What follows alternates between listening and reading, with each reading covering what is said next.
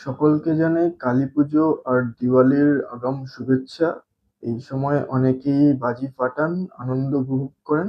এই নিয়ে আজ আমরা দু চারটে কথা বলবো। এই সময় উল্লেখযোগ্যভাবে যে জিনিসটা বেড়ে যায় সেটা হলো বার্ন ইনজুরি, অর্থাৎ আগুনে পুড়ে যাওয়া। বেশিরভাগ ক্ষেত্রেই তবে এই বার্ন ইনজুরিটা প্রিভেন্টেবল, অর্থাৎ আপনি যদি একটু সচেতন হন তাহলে সহজেই আপনি বার্ন ইনজুরি অ্যাভয়েড করতে পারেন। কিভাবে?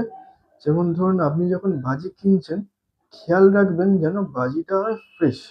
সেটা যেন কখনোই ড্যাম পড়া এরকম না হয়। যদি মনে হয় কিছুটা ড্যাম পড়া লাগছে, ফ্রেশ নয়, তাহলে বাড়িতে এসে অবশ্যই ভালোভাবে রোদে দিয়ে সেটাকে শুকনো করে রাখুন।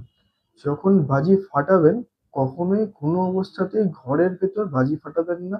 সবসময় ঘরের বাইরে ফ্রেশ এয়ার যেখানে রয়েছে সেখানেই বাজি ফাটাবেন।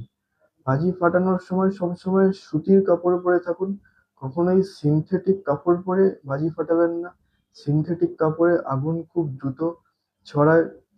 শাড়ি বা সালোয়ারের আঁচল, চাদর এগুলো থেকে খুব সাবধান। কখন আগুন ধরে যায় বুঝতেই পারা যায় না। সাথে বাচ্চারা থাকলে অতিরিক্ত সাবধানতা অবলম্বন করুন। ছোট বাচ্চাদের হাতে একদম বাজি দেবেন না। আর যদি একটু বড় বাচ্চা হয় তারা বাজি ফাটানোর সময় কখনো তাদেরকে একা ছেড়ে দেবেন না। সবসময় বড়রা কেউ থাকুন সাথে। তুবড়ি, পটকা, চরকি, হাউই এই জাতীয় বাজি কখনোই নিজের হাতে ধরাবেন না। কোথাও একটু রাখুন, তারপরেই আগুন দিন। আর কখনো কোনো অবস্থাতেই মুখের কাছাকাছি নিয়ে আসবেন না, কারণ বার্স্ট করে মুখে বীভৎস রকমের বার্ন ইনজুরি হওয়ার বহু নিদর্শন আমরা কিন্তু এই সময়টায় দেখতে পাই।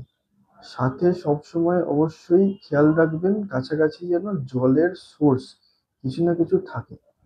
ধরুন, যদি কখনো কোথাও আগুন ধরে যায় সেক্ষেত্রে দ্রুত আগুন নিভিয়ে ফেলুন।